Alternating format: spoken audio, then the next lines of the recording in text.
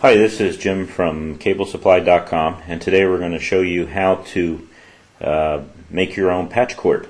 And one of the things I would recommend, though, is that the patch cords are so inexpensive today, it might be better just to buy a patch cord.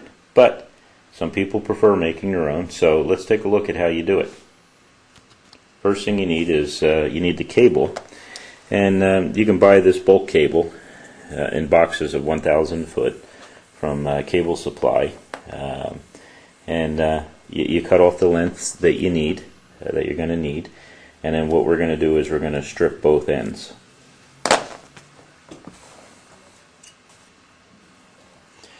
Notice we're using what's called a cabler's scissors.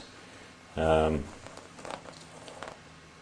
can also use wire cutters or just regular house scissors, to be honest with you. What you want to do, though, is you want to cut off a little bit, then use that pull string to pull back virgin cable that has not been nicked in any way. And then you cut off the excess casing.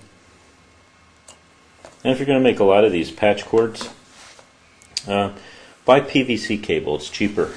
And of course it comes in Cat5e, Cat6. I even hear that there's stranded cable. Stranded cable is a little more flexible. This is solid cable. Anyway, cut off that excess there that might have been nicked, and then you open up your pairs, and you got to get them flat first. You want to line up the individual pairs, and then we'll trim them all straight as soon as we do that. You want to put them in proper order, and go to our website to get the the diagram of the colors. We're not going to discuss colors here, just method. Just get them as straight as you can.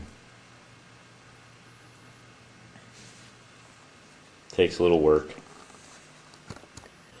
Okay, now we have all the wires completely straightened out, and we're ready to line them all up and trim them.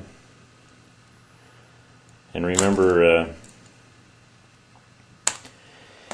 check out our website, please, for the parts and everything else you need. This is what it looks like before it's crimped. Notice that the wires are pushed firmly into the RJ45 mod plug, and that the jacket also is past the crimp. Here's the crimp, so the jacket's going to be past the crimp. All the wires are lined up properly. They're all in there as far as you can push them. You see them pushed in there. Remember, it's going to be crimped here. It's going to be crimped here.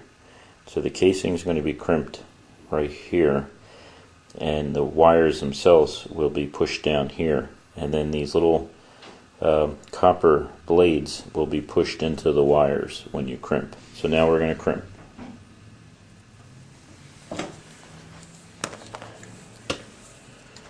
Push it into the crimp. You push it in as you're crimping. Push the wire in so it stays, and then it will completely crimp. And then now you can actually see where the one part of the crimp is pushed into the outer covering of the cable. The other part is pushed down so the wires don't back down, and you notice that all the metal blades are pushed into the wire. There's something to take note. Anytime you do telecom, you have to have what's called an airtight connection, because if air can get between those metal pins and the wire in there, then what will happen is you'll get the copper will tarnish, and that will create resistance, and it will take about 6 months to a year, maybe even longer, but all of a sudden you'll start to have problems with the network. But that's what it looks like when it's all done. It's nice and neat. Everything else, of course, you can add a boot and a strain relief to the end to actually give it even more. But this will work fine. A boot will help you when you're pulling it out of the conglomeration of other patch cords. It won't get caught on the clip if you have a boot. we're going to go ahead and crimp down the other side. But as I'm talking, I'm going to talk to you about the two boots and strain release that pre-manufactured cables have, and this is one. You can buy these very inexpensively. The shorter ones are even under $1 each, but that's what it looks like. And it has a little boot there that helps. So when you're pulling it out through other cables, the clip is not catching it. And then here's your strain relief. It's something to help when you bend it real tight, that it doesn't. It causes the wire to bend rather than completely crimp. The other one, and this is the one I like the best. I like this strain release the best, and it's molded. It's a little push down on the top, and this stays pretty flexible. The other boots seem to, as they age, they get harder and harder to be able to push down on the RJ 45 mod plug release. And of course this has a strain release also. It just helps keep everything in place. The thing I like about these patch cords, and we do sell them at cablesupply.com, is that, as you can see, it's an injection molding process, and it's almost all the way up to where the blades are. So you can see how well it's molded. It goes into the plastic almost up to the end, and it stays pretty flexible. And this is really a nice setup here. Very inexpensive. Anyway, let's get back to building your own patch cord. I'm going to do the other end and let you see what it looks like when we're all done, and then we'll test it. Okay, now it's time to test the cable that we made. And what we're going to do is, we have a remote and we have a base, and they talk to each other when you turn them on and when they test the cable. So let's plug them in.